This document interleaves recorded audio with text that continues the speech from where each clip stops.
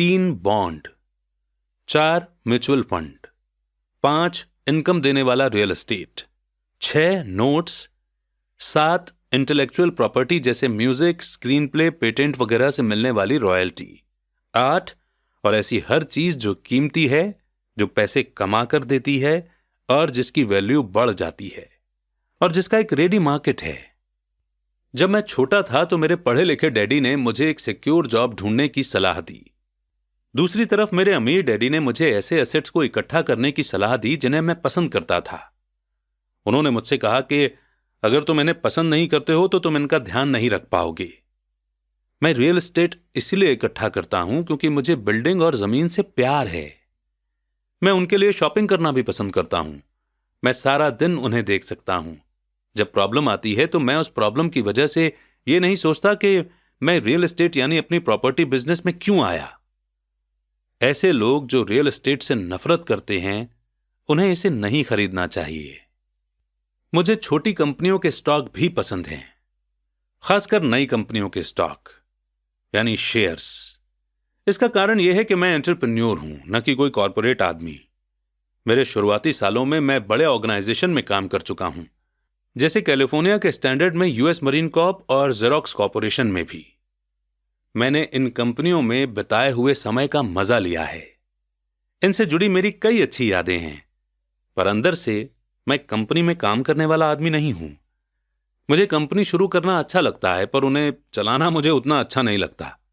इसलिए मैं जो शेयर खरीदता हूं वे भी आमतौर पर छोटी कंपनियों के होते हैं, और कई बार तो मैं कंपनी शुरू करता हूं और उसे पब्लिक बना देता हूं, यानी उस कंपनी के शेयर्स मार्केट में सेल कर देता हूं। नए स्टॉक के शेयर में किस्मत चमक सकती है और मुझे यह खेल पसंद है। कई लोग कम कैपिटल वाली कंपनियों से डरते हैं और उन्हें खतरनाक कहते हैं, और वे खतरनाक हैं भी। पर अगर आप इन्वेस्ट करने से प्रेम करते हैं, उसे समझते हैं और इस गेम को अच्छी तरह से जानते हैं, तो रिस्क हमेशा कम हो जाता है। छोटी कंपनियों के साथ मेरी स्ट्रेटजी यह होती है कि 1 साल में अपने शेयर बेच दिए जाएं। दूसरी तरफ मेरी रियल एस्टेट की स्ट्रेटजी छोटी प्रॉपर्टी से शुरू करने की होती है। फिर मैं उस छोटी प्रॉपर्टी को बेचकर उससे थोड़ी बड़ी प्रॉपर्टी ले लेता हूं और इस तरह अपने फायदे पर टैक्स चुकाने से बचा रहता हूं। इससे प्रॉपर्टी की वैल्यू में बहुत ज्यादा बढ़ोतरी होती है। मैं आमतौर पर रियल एस्टेट को 7 साल से कम समय अपने पास रखता हूं। दोस्तों, अब इससे पहले कि हम आगे बढ़ें, आप सोच रहे होंगे कि रॉबर्ट ऐसा क्यों कह रहे हैं कि वो एक छोटी प्रॉपर्टी को बेचकर एक बड़ी प्रॉपर्टी ले लेते हैं और टैक्स देने से बच जाते हैं। एक्चुअली अमेरिका में एक लॉ है जिसे कहते हैं 1031 लाइक काइंड एक्सचेंज, यानी अगर आप एक प्रॉपर्टी 1 करोड़ की बेचते हैं और दूसरी प्रॉपर्टी 1 करोड़ या ज्यादा की खरीदते हैं, तो आपको उस पर टैक्स नहीं देना पड़ता। यह लॉ इंडिया में नहीं है, इसलिए यह हमारे लिए वैलिड नहीं है।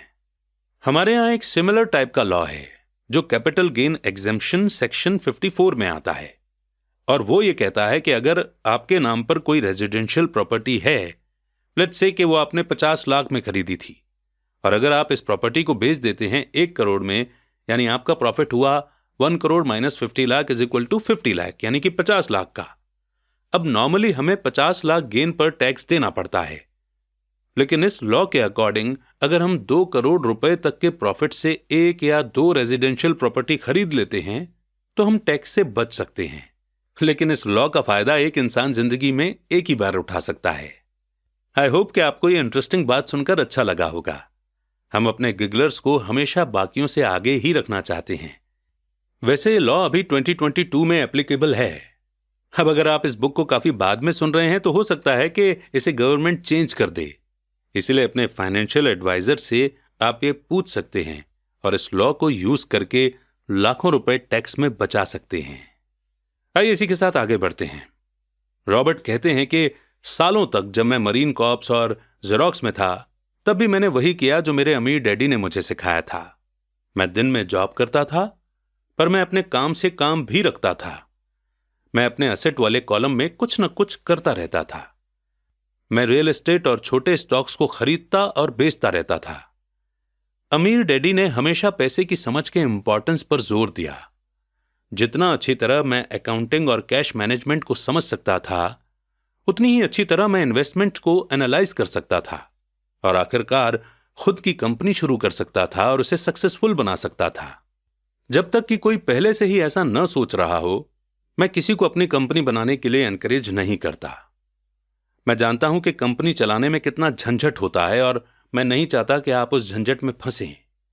कई बार ऐसा भी समय आता है जब लोगों को काम नहीं मिलता और उनके लिए कंपनी शुरू करना एक समाधान होता है, पर सक्सेस के चांस बहुत कम हैं। 10 में से 9 कंपनियां 5 साल में डूब जाती हैं। पहले 5 साल में जो कंपनियां बची रहती हैं, उनमें से भी 10 में से 9 कंपनियां बाद में बंद हो जाती हैं। तो अगर आपकी पहले से ही अपनी कंपनी शुरू करने की इच्छा हो, तभी मैं इसके लिए सलाह दूंगा। नहीं तो दिन में अपनी जॉब करते रहें और अपने काम से काम रखें। जब मैं कहता हूं कि अपने काम से काम रखें, तो मेरा मतलब यह है कि आप अपने एसेट वाले कॉलम को ज्यादा मजबूत बनाते रहें। एक बार इसमें 10 रुपए का नोट जाए तो वो बाहर ना निकलने पाए। इसे इस तरह से सोचें कि जब 10 रुपए का नोट आपके एसेट वाले कॉलम में जाता है तो वो आपका एम्प्लॉय बन जाता है। पैसे के बारे में सबसे अच्छी चीज ये है कि ये हर दिन 24 घंटे काम करता है और ऐसा पीढ़ियों तक कर सकता है। अपनी जॉब करते रहें, एक अच्छे मेहनती एम्प्लॉय की तरह काम करें, पर अपने एसेट वाले कॉलम को बढ़ाते रहें। जब आपका कैश फ्लो बढ़ता है तब आप कुछ लग्जरी चीजें खरीद सकते हैं। इस बारे में एक इंपॉर्टेंट फैक्ट यह है कि अमीर लोग लग्जरी की चीजें सबसे बाद में खरीदते हैं, जबकि गरीब और मिडिल क्लास लोग इन चीजों को सबसे पहले खरीदते हैं। गरीब और मिडिल क्लास लोग अक्सर बड़े घर, हीरे, फर, ज्वेलरी या कार जैसी लग्जरियस चीजें इसलिए खरीद लेते हैं ताकि वे अमीर दिख सकें। वे अमीर दिखते हैं, पर असल में वे उधार के दलदल में गहरे धंसते चले जाते हैं। वे लोग जिनके पास पीढ़ियों से पैसा है, जो लंबे समय से अमीर हैं, वे अपने एसेट वाले कॉलम को सबसे पहले बनाते हैं।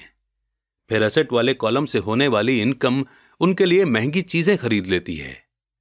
गरीब और मिडिल क्लास लोग अपने खून पसीने की कमाई और बच्चों को दी जाने वाली जायदाद की कीमत पर ऐसी चीजें खरीदते हैं।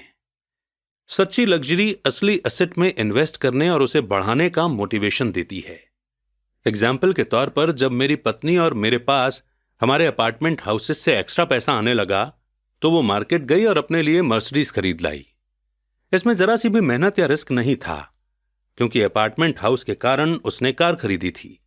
एक्चुअली हमें जो इस अपार्टमेंट हाउस से रेंटल इनकम मिल रही थी, वही रेंटल इनकम मर्सिडीज की लोन के इंस्टॉलमेंट देने के लिए दी जा रही थी, पर उसे इसके लिए 4 साल तक इंतजार करना पड़ा था। जब रियल एस्टेट पोर्टफोलियो बढ़ रहा था और आखिरकार उसने इतना एक्स्ट्रा पैसा दिया कि हम कार खरीद पाए।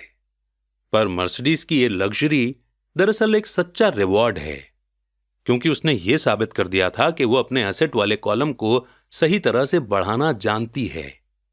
अब उसके लिए उस कार की कीमत आम रूप से खरीदी गई कार से कहीं ज्यादा है। ज्यादातर लोग अक्सर इच्छा जागने पर बिना सोचे समझे जाते हैं और कर्ज पर कार या लग्जरी की कोई चीज खरीद लाते हैं।